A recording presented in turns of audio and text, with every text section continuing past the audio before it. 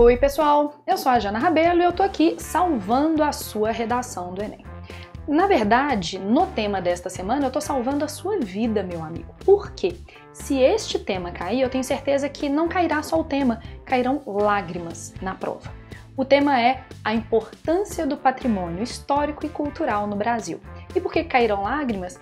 Porque o aluno brasileiro tem uma extrema dificuldade de pensar patrimônio e a sua função.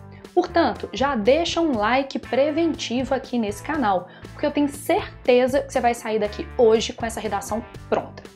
Primeira coisa importante de você colocar na sua redação é a questão da referência histórica. Você pode mostrar que ao longo da história brasileira, por exemplo, a gente está falando da colonização, do período republicano, da contemporaneidade, a gente teve a formação de um patrimônio histórico e cultural.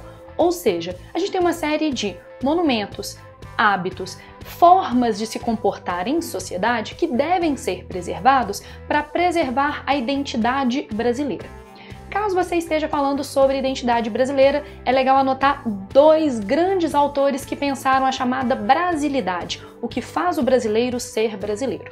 O primeiro é o Gilberto Freire, anota aí, Gilberto Freire, e o outro é o Sérgio Buarque de Holanda. Gilberto Freire e o Sérgio Buarque de Holanda escreveram, respectivamente, o Casagrande Senzala e o Raízes do Brasil, duas obras importantíssimas para falar sobre como se construiu a sociedade e a cultura brasileira. Além dessa referência filosófica, sociológica, a gente tem uma referência mais jurídica. Na Constituição Federal de 1988, a gente tem o chamado artigo 215. Anota, artigo 215 é o que vai falar dos direitos culturais dos brasileiros. Pelo menos em teoria, todos os cidadãos brasileiros têm direito a ter pleno acesso aos mecanismos de cultura, e nisso estão os monumentos, os museus e as tradições das mais diversas origens. Além disso, eu pensaria numa referência um pouquinho mais internacional, que é a ideia de cultura de massa. A partir do processo de globalização, a gente tem um processo de homogeneização cultural. A gente começa a consumir e padronizar a cultura dos países hegemônicos, por exemplo, os países europeus e os Estados Unidos. Com isso, a cultura tipicamente brasileira, a cultura não hegemônica, a cultura periférica, a cultura popular, tende a se perder.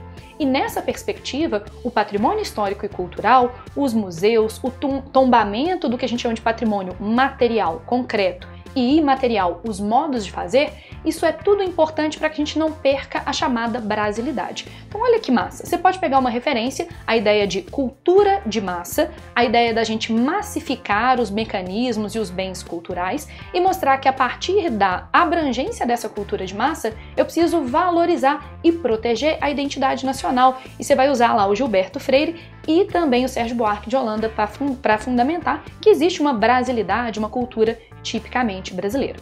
Uma das referências mais interessantes que você pode colocar na sua redação é um documentário que foi feito a partir do livro Raízes do Brasil, do Sérgio Buarque de Holanda. O canal GNT produziu um documentário também chamado Raízes do Brasil, que é dividido em 3 partes e mostra quais são as referências das 3 matrizes culturais brasileiras, nas mais diferentes áreas: a cultura europeia, a cultura africana e a cultura nativa, a cultura indígena. E se mostra, por exemplo, como é que isso influenciou a maneira como construímos as nossas casas, nos relacionamos com os nossos familiares e até mesmo as nossas formas de manifestação artística. Por que eu estou falando desse aspecto de cultura? Porque no final das contas, patrimônio não é só um prédio, não é só um monumento, não é só uma escultura, um quadro.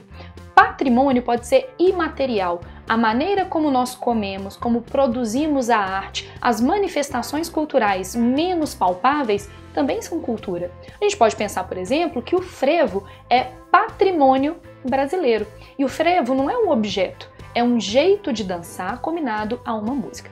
Então lembrar, uma diferença interessante de colocar na sua redação, até para mostrar para o seu corretor que você domina muito o assunto, é falar de patrimônio material, palpável, e imaterial, não palpável, mas abstrato.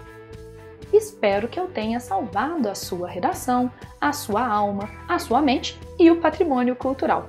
Se eu fiz qualquer uma dessas coisas, deixa um joinha aqui, assine o canal para ver os outros vídeos e minha sugestão. tô fazendo questão de colocar em todos os vídeos referências que servem para vários temas. Assiste a playlist inteira, acho que você vai gostar. Beijo!